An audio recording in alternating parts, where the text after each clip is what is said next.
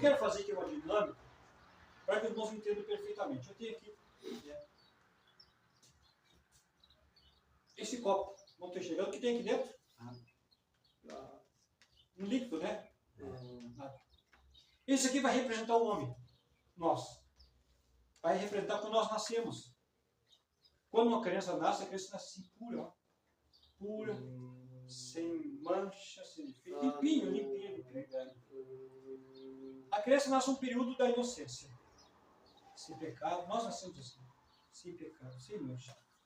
Mas quando a criança ela atinge a idade da maturidade, do entendimento, do intelecto, no momento que ela começa a entender o que é certo, o que é errado, a natureza pecaminosa começa a se manifestar no ser humano. Esse aqui é a natureza pecaminosa.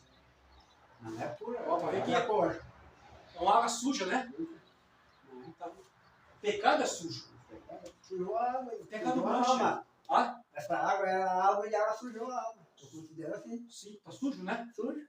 Essa aqui é a natureza pecaminosa. Quando a criança, o homem, nasce puro. Só que quando ele desenvolve o intelecto, a natureza pecaminosa começa a se manifestar na vida dele. Olha o que acontece.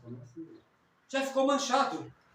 O pecado manchou aquela pessoa que antigamente, anterior, era inocente. À medida que ela desenvolveu o intelecto, o pecado se manifestou na vida dela. Agora ela não é mais pura. Está manchada. E agora, o que fazer para remover o pecado? O que é necessário para fazer para que eu torne a ficar puro novamente, a ficar limpo? Qual é a solução para isso? A Bíblia nos diz em João 3,16 que Deus amou o mundo de tal maneira que deu o seu Filho unigênito para que todo aquele que nele crê não pereça, mas tenha a vida eterna. Aqui eu tenho outro copo. Esse copo aqui vai representar Jesus. Olha ver, não tem nenhuma sujeirinha, né? Puro, santo. Assim é a natureza de Jesus. Jesus foi o único homem, Pedro, foi o único homem que andou na terra que nunca cometeu pecado. A Bíblia nos diz em Hebreus, no capítulo de número 4, versículo 16, que nós não temos um sumo sacerdote como nós, que não possa se compadecer como nós, mas um assim como nós em tudo foi tentado, mas sem pecado. Jesus foi o único homem, irmãos, que viveu na terra, puro. Nunca cometeu pecado. Foi tentado, 40 dias por Satanás. foi tentado em todas as tentações possíveis, mas Jesus continuou puro. Para que o plano de Deus fosse completo, concluído, Jesus teria que viver uma vida na terra sem pecado. Ele viveu uma vida sem pecado. Aqui está Jesus. Jesus ele veio para resolver a questão do pecado. O homem pecou, o pecado contaminou o homem. Vamos ler o texto que eu li, fiz leitura aqui, capítulo 1 da primeira epístola de João, diz assim: se nós andarmos na luz, Jesus disse, eu sou a luz do mundo, aquele que me cega não andará em trevas. E se nós andarmos na luz como Ele, o Senhor, na luz está, nós temos comunhão uns com os outros. E o sangue de Jesus, o seu Filho, né, nos purifica de todo pecado. Então Jesus nos purifica. Como é que Jesus nos purifica? Se nós abrimos o coração para Jesus, que está o homem pecador, o homem contaminado pelo pecado. A Bíblia diz que os nossos pecados nos afastam de Deus. Mas quando o homem reconhece que ele é pecador e ele não consegue resolver os seus problemas sem a ajuda de Deus, ele reconhece que ele precisa de Jesus e vai pedir para Jesus: Senhor Jesus, tende misericórdia de mim. E vai abrir o coração para Jesus e vai convidar Jesus para entrar no coração dele. O que acontece quando Jesus entra no coração de uma pessoa que é pecadora, Pedro? Ele vai purificar.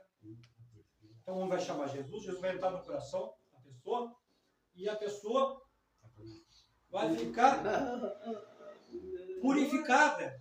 Aonde que está a sujeira do pecado? Onde que está? Jesus purificou. Olha o que acontece quando Jesus entra no coração. Porque Jesus é puro. Onde Jesus é luz, onde Jesus chega, as trevas vão embora. Aqui está o pecado. O pecado, irmãos, ele tentou contra Jesus. Jesus foi tentado. Mas será que o pecado tem poder sobre Jesus? Será que tem? Vamos ver. Aqui está o pecado. Aqui está Jesus. Jesus foi tentado em todos os pecados. O pecado não pode tocar em Jesus. Porque Jesus é santo. E se Jesus entrar no pecado? Quando Jesus chega, o que acontece com o pecado? O pecado vai embora. O pecado não suporta Jesus. Jesus chega e o pecado vai embora. Olha que interessante. Né? Então o texto diz assim, filhinhos, eu digo isso para que não pequeis. Se pecar, nós temos um advogado junto ao Pai, que é Jesus. Jesus nos purifica de todo o pecado. O pecado afasta o homem de Deus, mas através de Jesus o pecado é removido, o pecado é apagado, o pecado é esquecido. E nós agora podemos entrar no céu. O pecador não pode entrar no céu, somente o pecador arrependido e purificado pelo sangue de Jesus. A Bíblia nos diz assim, irmão Albino, no capítulo 22 de Apocalipse, versículo 14.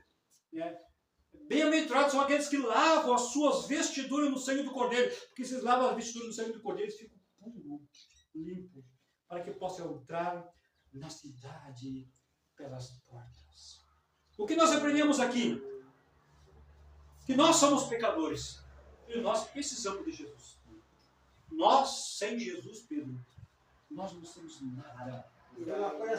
Nós precisamos de Jesus, meu amigo. Irmão Miguel, nós precisamos de Jesus. Nós precisamos a cada dia de Jesus. Jesus nos purifica de todo o pecado.